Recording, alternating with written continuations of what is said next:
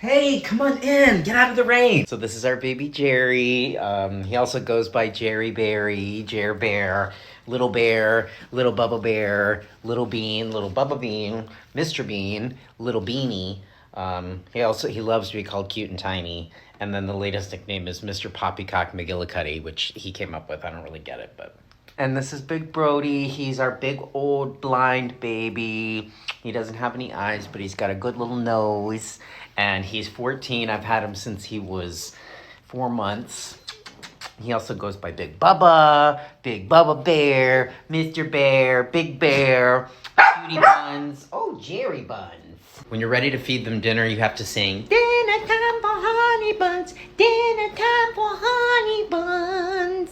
And then Jerry should be right there. Brody will probably be in the other room. You have to go get him. He'll just be moving his head around, not sure where the song's coming from. So you'll have to pick him up and put him right at his food.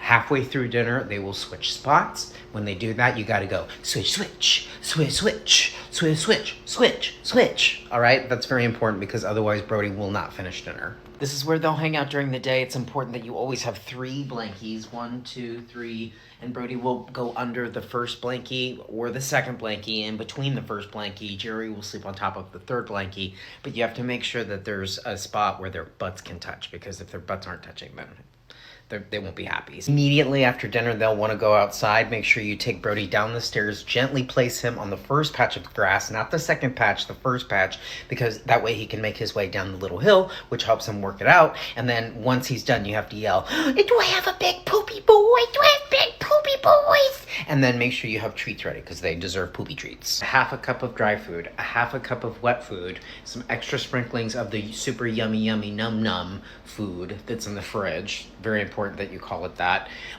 Some cottage cheese and just a little bit of yogurt. You just dip the fork in and then you tap it, and then you have to tap it because it's got to spray across the food. If it's in big clumps, they won't eat it. At like 7 or 7:30, Brody will sit right here and he will start whining and barking because he wants to go to bed. He's an old man. He likes to go to bed early. So just pick him up, take him up the stairs, and while you do it, you have to sing, so long, farewell, auf Wiedersehen, adieu, adieu, adieu, to you and you and you.